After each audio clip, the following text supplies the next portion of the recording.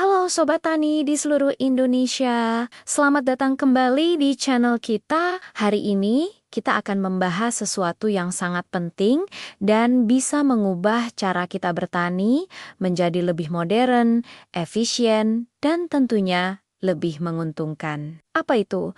Yaitu bagaimana cara kita memberikan makanan yang pas untuk tanaman padi kita. Seringkali kita sebagai petani memupuk tanaman berdasarkan kebiasaan turun-temurun kan? Kira-kira segini dosisnya kira-kira bulan ini waktunya. Tapi, pernahkah kita berpikir, apakah dosis itu sudah benar-benar sesuai dengan yang dibutuhkan tanah dan tanaman kita? Sama seperti manusia, tanaman juga butuh nutrisi yang seimbang. Kalau kita asal kasih makan tanpa tahu apa yang kurang, bisa-bisa malah jadi sia-sia atau bahkan merusak. Nah, inilah masalah yang sering terjadi. Kondisi tanah di lahan kita itu tidak selalu sama. Mungkin di petak sawah yang satu, tanahnya lebih asam. Di petak yang lain, mungkin kekurangan unsur hara nitrogen. Kalau kita pukul rata semua dengan dosis pupuk yang sama, hasilnya pasti tidak akan maksimal. Ibaratnya, kita punya dua anak. Yang satu butuh lebih banyak protein, yang satu butuh lebih banyak kalsium. Tapi kita kasih mereka makanan yang sama persis.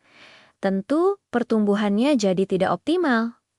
Lalu, bagaimana solusinya? Disinilah teknologi datang untuk membantu kita. Perkenalkan, dua alat canggih yang wajib dimiliki petani modern, sensor tanah dan pH meter. Mungkin terdengar rumit, tapi percayalah, cara kerjanya sangat sederhana dan manfaatnya luar biasa. Alat ini adalah dokter bagi tanah kita. Dia bisa memberitahu kita secara akurat apa saja yang sedang dibutuhkan oleh tanah di sawah kita. Mari kita bahas satu persatu. Pertama, pH meter. Alat ini berfungsi untuk mengukur tingkat keasaman tanah. Mengapa ini penting? Karena tingkat keasaman atau pH tanah sangat memengaruhi kemampuan akar tanaman untuk menyerap nutrisi. Angka pH ideal untuk tanaman padi biasanya berkisar antara 6 hingga ke 7. Kalau pH tanah di bawah 6, artinya tanah terlalu asam. Dalam kondisi ini, sebanyak apapun pupuk yang kita berikan, terutama fosfat dan kalium, tidak akan bisa diserap dengan baik oleh akar. Pupuknya jadi terbuang percuma. Dengan pH meter, kita bisa tahu kondisi ini sejak awal. Misalnya, hasil pengukuran menunjukkan pH ke 5,5. Nah, kita jadi tahu bahwa sebelum memupuk, kita perlu menetralkan dulu keasamannya.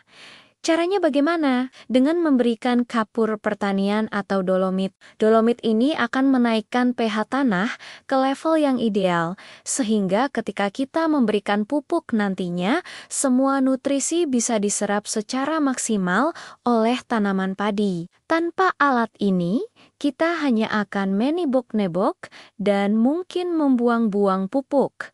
Selanjutnya, ada sensor tanah. Alat ini lebih canggih lagi. Sensor ini bisa mengukur kadar unsur hara makro yang paling penting bagi tanaman yaitu nitrogen N, fosfor panjang, dan kalium K. Ini adalah 3 elemen utama yang ada di pupuk seperti urea, SP36, dan KC. Selama ini, kita sering memakai perbandingan pupuk yang sama untuk setiap musim tanam. Padahal, kebutuhan NP dan K di setiap lahan dan setiap musim bisa berbeda-beda. Cara kerjanya begini. Kita tancapkan sensor ke beberapa titik di lahan sawah kita. Dalam sekejap, alat ini akan menampilkan data di layarnya. Misalnya, kadar nitrogen rendah, fosfor sedang, dan kalium tinggi. Dari data ini, kita bisa langsung menyusun strategi pemupukan yang cerdas. Kalau nitrogen rendah, berarti kita perlu menambahkan dosis pupuk urea, tapi secukupnya saja sesuai kebutuhan. Kalau fosfor sedang, dosis pupuk SP-36 bisa kita pertahankan atau kurangi sedikit. Dan kalau kalium ternyata sudah tinggi, untuk apa kita menambahkan banyak pupuk KCl? Kita bisa menguranginya secara drastis atau bahkan tidak memberikannya sama sekali untuk sementara. Bayangkan betapa efisiennya cara ini. Kita tidak lagi membuang-buang pupuk untuk unsur hara yang sebenarnya sudah cukup tersedia di dalam tanah. Setiap rupiah yang kita keluarkan untuk membeli pupuk benar-benar tepat sasaran. Ini bukan lagi soal kebiasaan, tapi soal data yang akurat. Pertanian berbasis data, inilah kunci pertanian modern. Mungkin ada yang bertanya, ribet pakai alat-alat begitu. Harganya juga pasti mahal. Jangan salah Sobat Tani, manfaat jangka panjangnya jauh lebih besar daripada investasi awal untuk membeli alat ini. Coba kita hitung, dengan pemupukan yang tepat dosis, penggunaan pupuk kita bisa berkurang secara signifikan. Sudah ada bukti nyata dari rekan-rekan petani kita di beberapa daerah di Jawa Timur dan Jawa Tengah yang telah menerapkan metode ini. Hasilnya sangat menggembirakan. Rata-rata, mereka berhasil mengurangi penggunaan pupuk kimia hingga 20-30%. Ini berarti penghematan biaya produksi yang sangat besar. Apalagi di saat harga pupuk kadang tidak menentu. Tapi, apakah pengurangan pupuk ini membuat hasil panen menurun?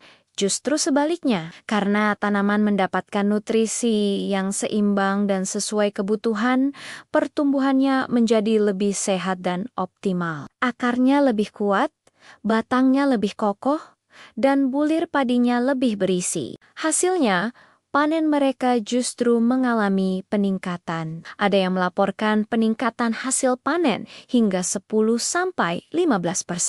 Luar biasa! Kan, biaya produksi turun, tapi hasil panen malah naik. Inilah yang kita sebut efisiensi. Mari kita lihat lebih dalam lagi manfaatnya. Pertama, jelas penghematan biaya. Pengeluaran untuk pupuk adalah salah satu komponen biaya terbesar dalam bertani padi. Dengan memangkasnya hingga 20%, keuntungan bersih kita sebagai petani pasti akan meningkat. Uang yang tadinya habis untuk membeli pupuk yang tidak perlu, sekarang bisa kita alokasikan untuk kebutuhan lain, entah itu untuk pendidikan anak, perbaikan rumah, atau modal untuk musim tanam berikutnya. Kedua, kesehatan tanaman yang lebih baik. Pemupukan berlebihan, terutama nitrogen, seringkali membuat tanaman lebih rentan terhadap serangan hama dan penyakit. Tanaman yang kegemukan karena terlalu banyak urea biasanya lebih disukai oleh woreng atau jamur. Dengan dosis yang pas, tanaman kita tumbuh lebih sehat secara alami, sehingga kita juga bisa mengurangi penggunaan pestisida. Ini artinya penghematan biaya lagi dan lingkungan sawah kita menjadi lebih sehat. Ketiga, keberlanjutan lingkungan. Penggunaan pupuk kimia yang berlebihan dalam jangka panjang dapat merusak struktur dan kesuburan tanah. Tanah bisa menjadi keras, asam, dan kehilangan mikroorganisme, baik yang membantunya tetap subur. Dengan mengurangi pupuk yang tidak perlu, kita turut menjaga kesehatan tanah kita untuk generasi mendatang. Pertanian cerdas bukan hanya soal keuntungan hari ini, tapi juga soal menjaga warisan bumi untuk anak cucu kita. Jadi, bagaimana cara memulainya? Langkah pertama adalah memiliki alatnya. Sensor tanah dan pH meter ini sekarang sudah banyak dijual di toko pertanian atau secara online dengan harga yang semakin terjangkau. Anggaplah ini sebagai investasi untuk masa depan usaha tani kita. Setelah punya alatnya, biasakan untuk melakukan pengecekan tanah sebelum melakukan pemupukan. Ambil sampel dari beberapa titik di sawah untuk mendapatkan gambaran yang menyeluruh. Catat hasilnya, lalu tentukan dosis pupuk N, P, yang dan K yang sesuai dengan rekomendasi. Jangan takut untuk mencoba dan menyesuaikan. Memang, mengubah kebiasaan lama itu tidak mudah, tapi dengan melihat bukti dan manfaat yang begitu nyata, sudah saatnya kita bergerak maju. Pertanian tidak bisa lagi hanya mengandalkan ilmu kira-kira. Kita harus mulai memanfaatkan teknologi sederhana yang bisa memberikan data akurat untuk setiap keputusan yang kita ambil di lahan. Sensor tanah dan pH-meter adalah langkah kecil. Sebuah gerbang awal menuju pertanian presisi yang lebih cerdas, hemat biaya, dan berkelanjutan. Ini bukan lagi mimpi, Sobat Tani. Ini adalah kenyataan yang sudah dirasakan oleh banyak petani lain. Mereka sudah membuktikan bahwa dengan sedikit sentuhan teknologi, kita bisa meningkatkan produktivitas sekaligus menekan biaya. Mari kita jadikan pertanian bukan hanya sebagai mata pencaharian, tetapi sebagai sebuah bisnis yang dikelola secara profesional dan modern. Terima kasih sudah menyimak sampai akhir. Semoga informasi ini bermanfaat dan bisa memberikan inspirasi bagi kita semua untuk menjadi petani yang lebih maju. Jangan lupa untuk mencoba dan membagikan pengalaman kalian di kolom komentar ya. Jika kalian suka dengan konten seperti ini, jangan ragu untuk menekan tombol like, bagikan video ini ke teman-teman petani lainnya. Dan yang terpenting, subscribe channel ini agar tidak ketinggalan video-video edukatif seputar pertanian modern lainnya.